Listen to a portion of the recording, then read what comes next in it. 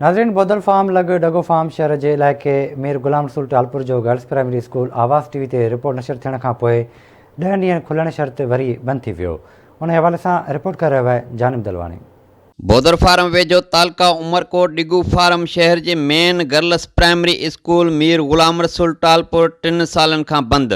School में दाख़िल 250 खां मथे न्याणियूं तइलीम खां महरूम थी वियूं। 3 साल अॻु ॼाणायल स्कूल जे मुक़रर टीचर खे बदली करे बंद कयो वियो, जंहिं बाद 2 साल अॻु बंद स्कूल जे गेट ते ॻोठाणनि शागिर्दनि अलामती बुख हड़ताली कैंप क़ाइम करे एहतजाज कयो, जंहिंजी ख़बर आवाज़ न्यूज़ ते हलण बाद तक जे MPA नवाब तैमूर खान टालपुर नोटिस वरितो ऐं डिप्टी कमिश्नर उमरकोट नदीम रहमान मेमणपुर नोटिस वठी ॻोठाणनि जे एहतजाजी कैंप ते पहुतो, जंहिंजी हिदायतनि ते स्कूल में अॻूणी मुक़रर टीचर जी ॿीहर वापसि बदिली कराए साॻी स्कूल में मुक़रर कयो वियो ऐं ॿियनि टीचरनि जो पिणु हिन स्कूल में ऑर्डर करायो वियो।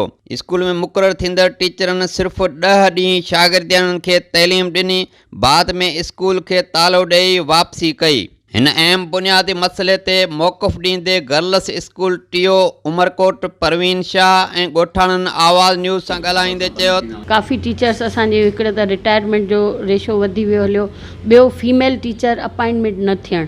असांजे फीमेल टीचर हींअर जेके थिया आहिनि, ऐं सम्झां थी त असांखे अपॉइंटमेंट करे फीमेल स्पेशली 12 जा जेके असांजा इलाइक़ा आहिनि उन्हनि में टीचर्स असांखे मुक़ररु करे ॾिना वञनि। स्पेशली मां रिक्वेस्ट कंदमि साईं सरदार शाह जिन खे त इहो कंसीडर कनि जीअं असांजी ॿारहाड़ी जो छोकिरियुनि खे मार्क्स में बि रियायत कुझु ॾिनी वञे ऐं स्कूल खुली सघनि असांजा फीमेल जा। हीअ जेका स्कूल आहे इहा तमामु क़दीम ऐं मेन स्कूल आहे हिते जी मीर गुलाम रसूल टालपुर। हिन में जेको आहे सो तक़रीबन 250 खां न्याणियूं जेके आहिनि से पढ़ंदियूं आहिनि ऐं 3 साल अॻु में हिते जेको मुक़ररु आहे टीचर हुई उहा जेको आहे सो ख़बर न कंहिं वजह जे करे हितां जेको आहे सो हली वई। उनखां पोइ हीअ स्कूल जेको आहे सो जेको बंदि पियो आहे। स्कूल आहे 3 साल खां बंदि आहे नियाणियुनि जी, उहा माण्हू वेठा आहिनि वीचारा बचड़ा, हाणे किथे वञनि। उहो जेको आहे जेको प्राइवेट पढ़ाइनि पैसा त आई कोन, जेको हिते स्कूल खुली वञे त ॿार हिते पढ़नि। 250 खां वधीक छोकिरियूं पढ़नि थियूं।